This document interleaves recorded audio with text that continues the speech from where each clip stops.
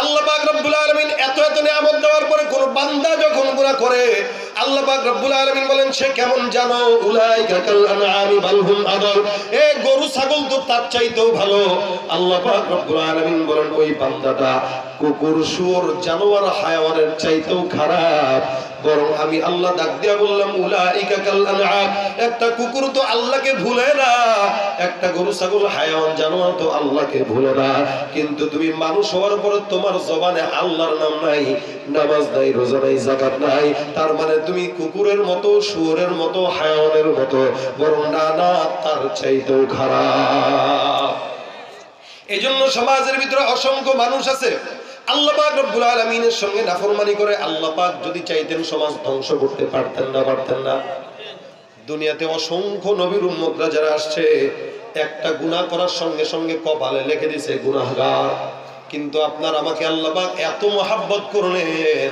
কেন মহব্বত করছেন জানেন আখিরি জামানার পয়গম্বর মুহাম্মদুর রাসূলুল্লাহ সাল্লাল্লাহু আলাইহি ওয়াসাল্লাম জবানটা খুলে বলেন সাল্লাল্লাহু একবার পড়বেন 10টা রহমত সুবহানাল্লাহ আরো জোরে বলেন সুবহানাল্লাহ এই যে সুবহানাল্লাহ বলেন সওয়াব না গুনাহ হইল কতটুক সওয়াব রাসূল করিম বলে কোন বান্দা যখন একবার সুবহানাল্লাহর আওয়াজ দেয় আল্লাহ পাক ওর জন্য জান্নাতের ময়দানে একটা সুন্দর ফলের গাছ লাগায় দেয় এখন যারা বলছেন তাদের আরেকটা লাগছে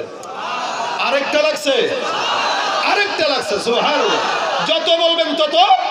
যত বলবেন তত লাগবে সুবহানাল্লাহ এই কারণে ইসমাইল ইবনে বুখারী রাহমাতুল্লাহ আলাইহি বলেন মুহাম্মদ ইবনে ইসমাইল আল বুখারী রাহমাতুল্লাহ আলাইহি উনার বুখারীর শেষ হাদিসটাই এই আমল দিয়া বলে দিয়েছেন যে এত তো হাদিস শুনলাই অনেক শুনলা সব হাদিস তো মনে থাকবে না এটা একটু লাস্টে বয়ান করে দিলাম মনে রাখো আল্লাহর নবী বলেন কালিমাতানি হাবিবাতানি ইলার রহমান খাফিফাতানি আলাল লিসান সাকিলাতানি ফিল মিজান সুবহানাল্লাহি ওয়া বিহামদিহি সুবহানাল্লাহিল আযীম একবার পড়বা এমন গাছ জান্নাতে লাগবে যেই গাছ গোরা এত মোটা হবে দ্রুতগামী গোরা 100 বছর ধরে এলেও শেষ করতে পারবে না জবান খুলে বলেন সুবহানাল্লাহ আল্লাহ পাক রব্বুল আলামিন দয়া যদি না দিতেন সুবহানাল্লাহ বললে কি সওয়াব হইতো এইজন্য বলে না ভালো হয়ে যাও পয়সা লাগে না বলে না ভালো হইতে পয়সা লাগেনি কথা কয় না খারাপ হইতে সিগারেট টানতে মদ খাইতে লাগে কিন্তু জিকির করবেন এখানে বসে করবেন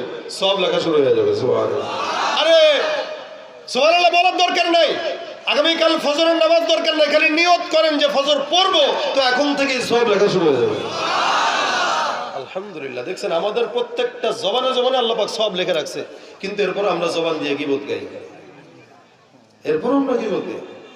অথচ কথা বললেই সওয়াব রাসূল বলেন সুবহানাল্লাহ বলো তো সওয়াব নিয়ত করো তো সওয়াব এইজন্য তাবলীগে গেলে দেখবেন ভাই নাম লেখান না বলে না গেছেন কারা মাশাআল্লাহ এমপি সাহেব গেছে আল্লাহ পাক কবুল করুক ওনাকে বলেন আমিন আমরা চাই এমপি সাহেব আমাদের মতো সুন্নতলা হয়ে যায় তাবলীগের সাথী আমার বাপে তাবলীগের সাথী বিদে আমারে মাদ্রাসা পড়েছে আমার বাবা সচিবালয়ে চাকরি করতেন ভালো অফিসার পদে ছিলেন 35 বছর চাকরি করছেন ওনারা অনেক সময় আমার মা খালারা জিজ্ঞাসা করতো আর কি খালুরা তুমি এরকম একজন অফিসার হয়ে তোমার সন্তানদের এরকম মাদ্রাসায় দিছো কি খাবে আমার বাপে বলতো আমি তো সরকারি চাকরিজীবী আমার পোলা ডানা হয় ভিক্ষা করেই খাইলো তারপরও খাক আলেম হোক আপনারা কি মনে করেন আলেমরা ভিক্ষা করে খায় আজকে কি ওনার কাছে কেউ বলছে টাকা দেন উনি কেন দিলেন সওয়াবের নিয়তে বলে না কিসের নিয়তে আমাদের একটা না একটা ওসিলা তো লাগবে জান্নাতে যাওয়ার কি বলেন আরে ভাই আল্লাহ পাক বলেন ওয়াবতাগু ইলাইহিল ওয়াসিলা আমল দিয়ে আল্লাহর কসম কেউ জান্নাতে যেতে পারবে না কেউ পারবে না যদি কোনো আল্লাহ পাক রহম না করে রাসূল হাদিসে বলেন এক ব্যক্তি যাচ্ছে রাস্তা দিয়ে তো তাকায় দেখে একটা কুকুর পিপাসার্ত তা আল্লাহ রাসূল সাল্লাল্লাহু আলাইহি ওয়াসাল্লাম বলেন এই লোকটা কুকুরকে পানি খাওয়াইলো আপনারা তো কুকুর দেখলে লাথি দেন কিন্তু এই নিকৃষ্ট প্রাণীকে পানি পান করানোর কারণে রাসূল বলেন এই ব্যক্তিটা সারা জিন্দেগি গুনাহ করার সত্ত্বেও আল্লাহ পাক তারে maaf করে জান্নাতি বানায় দিয়েছেন কিসের কারণে কুকুরকে পানি পান ওসিলা এটা আমরা ভাই আল্লাহর কাছে আমল নিয়ে যেতে পারবো না কিন্তু বলতে পারবো আল্লাহ আমি ওই কথাটা বলছিলাম অমুকে ভাই নামাজ পড়ছিল আমার কথায় আল্লাহ এর ওসিলা আমারে জান্নাত দাও আল্লাহ বলবে যা, তোর তো আমল নাই কিন্তু ওর উসিলায় তোর জান্নাত দিয়ে দিলাম। যা, মাদ্রাসায় তুমি অর্থ দিয়েছিলা, সহযোগিতা করেছিলা, এই মাদ্রাসার দানের উসিলায় তোমারও জান্নাত দিয়ে দিলাম। সুবহানাল্লাহ। আলহামদুলিল্লাহ, আপনাদের টাকা মাদ্রাসায় যায়, আপনারা যদি না দিতেন অন্য একজন দিত, আপনি দেওয়ার দ্বারা আপনার কবরের হাসরের যে অর্থ সম্পদ ওটা জমা হইল, সব আপনার বেশি হইল না মাদ্রাসার বেশি হইল? আপনার লাভ হইল বেশি। এই হলো অবস্থা। তো কথা হইল আল্লাহ পাক রব্বুল আলামিন তবলিগের মেহনতের কারণে আমাদেরকে এই জায়গায় আনছেন। তো তবলিগে গেলে দেখবেন খালি বলবে নাম লেখান, নাম লেখান। কেন? বলে নিয়তেই কি বরকত। বুঝে না? বলেন নিয়তে কি? নিয়তে কি? নিয়ত করলেন আমি সকালে ফজর নামাজ পড়বো, নিয়ত করলেন আমি আর কোনোদিন গুনাহ করব না, নিয়ত করলেন আমি কোনোদিন দাড়ি, কথা বলে না এরা, মুজাকারা করেন মেয়েটা, ইমানি মুজাকারা, আমি কোনোদিন গুনাহ, চুরি, দুর্নীতি, ক্ষমতার অপব্যবহার, ঘুষ, সুদ, নিয়ত করছেন কিন্তু করেন নাই। শুনেন, বুঝেন, নিয়ত করছেন কিন্তু আপনি নিয়ত করছেন যে করব না, এখন আপনি মারা গেলেন কিন্তু আপনি কিন্তু গুনাহগার। আপনি এতদিন নামাজ পড়েন না, এখন নিয়ত করছেন নামাজ পড়বেন কিন্তু মারা গেলেন, এখন আপনার হাসর কি? আল্লাহ ফেরেশতাদেরকে, ফেরেশতা তো একদল আছে জাহান্নামের যেগুলা, এগুলো তো টানবে যে আমার কাছে আয়, আর জান্নাতের যেগুলো এগুলো বলবে আমার কাছে আয়, কারণ যেই যেই দলের শেষ সেই দলকেই টানে। তা আল্লাহ এখানে বিচারক হয়ে বলবে এই এরে জাহান্নামে নেওয়া যাবে কেন? ফেরেশতা বলে আল্লাহ কেন? আপনারা বলেন কেন? আল্লাহ পাক বলবে এই বেচারার হায়াত নাই, এটা তো আমি আল্লাহ লিখেই রাখছিলাম।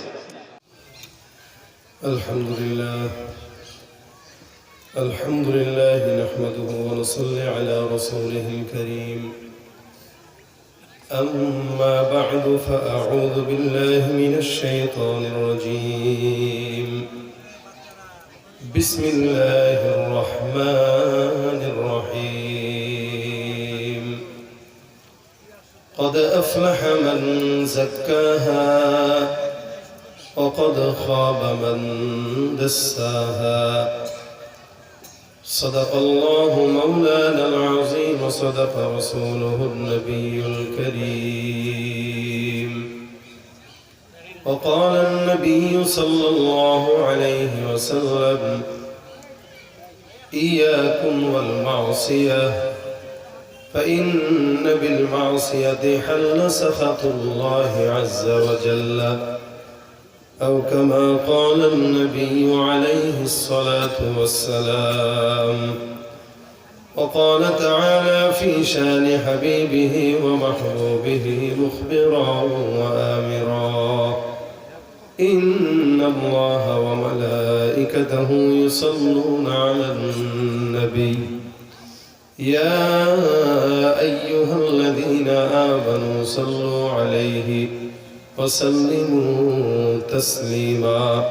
সকলে জবান খুলে মোহাব্বতের দুরূদ ইব্রাহিম পড়ি। আল্লাহুম্মা সাল্লি আলা মুহাম্মাদিন ওয়া আলা আলি মুহাম্মাদ কামা সাল্লাইতা আলা ইব্রাহিম ওয়া আলা আলি ইব্রাহিম ইন্নাকা হামিদুম মাজিদ। اللهم بارك على محمد وعلى آل محمد كما باركت على إبراهيم وعلى آل إبراهيم إنك حميد مجيد. الحمد لله. শ্রীপুর দারুল উলুম কওমি মাদ্রাসায় ধারণ উদ্যোগে আয়োজিত দ্বিতীয় বার্ষিক ইসলামী সভা সম্মেলনে আজকের সম্মানিত সভাপতি, উপস্থিত প্রধান অতিথি সহ দিনপ্রিয় ইসলামীয় ভাইরা, আল্লাহ পাক রব্বুল আলামিনের দরবারে অসংখ্য শুকরিয়া যে দিনই মজলিসে দুনিয়াবি ঝামেলা থেকে হেফাজত রেখে আসার বসার সৌভাগ্য দান করেছেন। কালিমাত শুকর আদায় করে জবান খুলে সকলে বলি আলহামদুলিল্লাহ। আরো একটু জোরে বলেন আলহামদুলিল্লাহ। ডানে বায়ে পিছনে সামনে যত ভাইরা আছেন সবাই মিলে বলেন আলহামদুলিল্লাহ। আলহামদুলিল্লাহ বলে সওয়াব হয় না গুনাহ হয়? আমরা জানি এখানে আমরা আসি নেকের কাজ করার জন্য, যেটা এমপি সাহেব বললেন। আমি ওনার কথাগুলোই শুনছিলাম মনোযোগের সাথে। মোটামুটি রাজনৈতিক ব্যক্তিত্ব যারা আছেন এনারা মাহফিলে এসে রাজনীতির কথা বলেন। আলহামদুলিল্লাহ উনি আজকে যে কথাগুলো বলছেন এগুলো আমাদেরও দিলের কথা। প্রত্যেকটা মাহফিলে আমি এই কথাগুলোই বলি যে মাহফিল করে সার্থকতা তখন যখন এখান থেকে 2 জন মানুষ নামাজি হইতে পারবে। যদি নামাজি না হইল, অর্থাৎ আজকের দিন আর আগামীকালের দিন যদি আমার পার্থক্যই না হলো, তাহলে আমার জিন্দেগি যত সামনে আগাবে তত গুনাহের দিকে আগাবে। উন্নতি হওয়া দরকার, মানুষের জীবনে উন্নতি চাই, সেটা দুনিয়াবি হোক আখিরাতের হোক।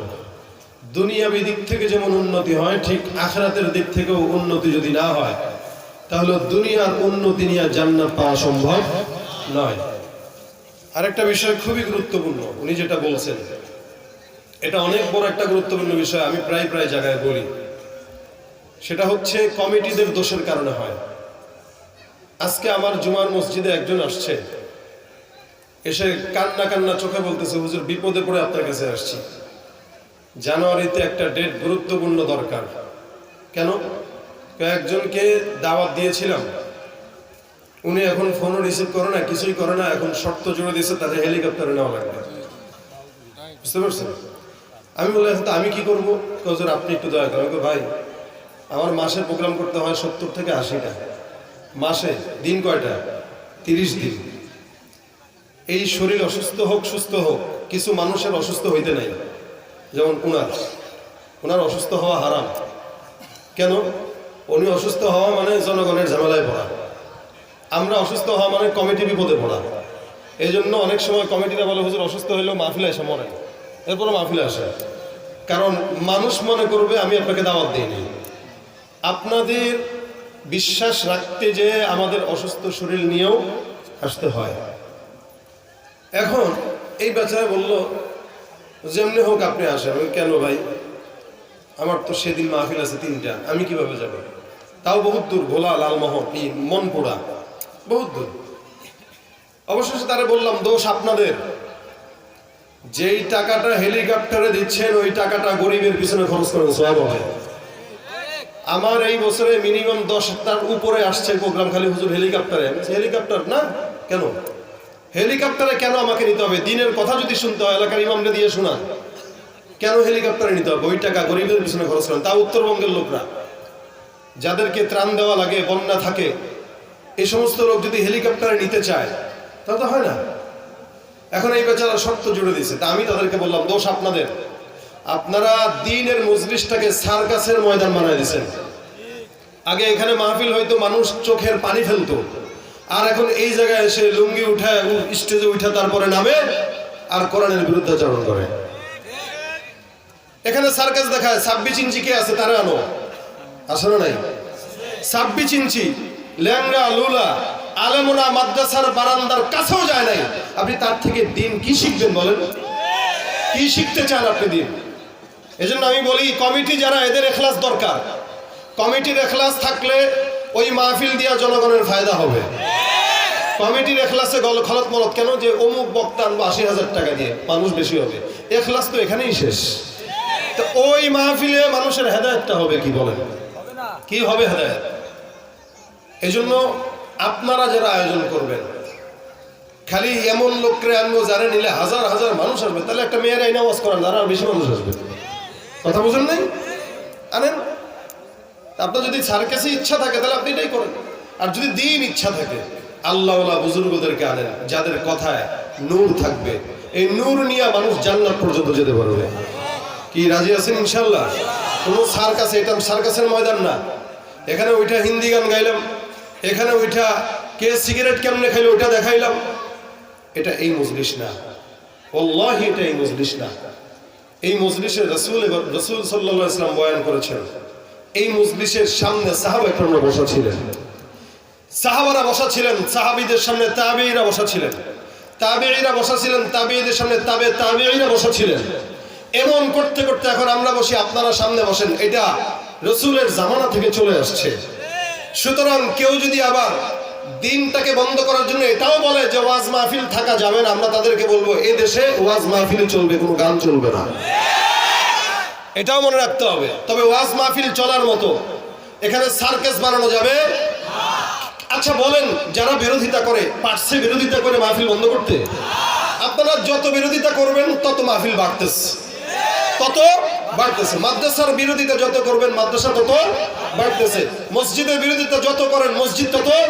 এমন একটা দেশ বাংলাদেশ, যেই বাংলাদেশে হাঁটবেন পথে পথে মসজিদ পাওয়া যায়, অন্য কোনো দেশে এটা পাবেন না। আপনি বিভিন্ন দেশে যান, মসজিদে নামাজ পড়ার জন্য আপনার ঘুরতে হবে বিশাল, একিরে মসজিদ কোথায়?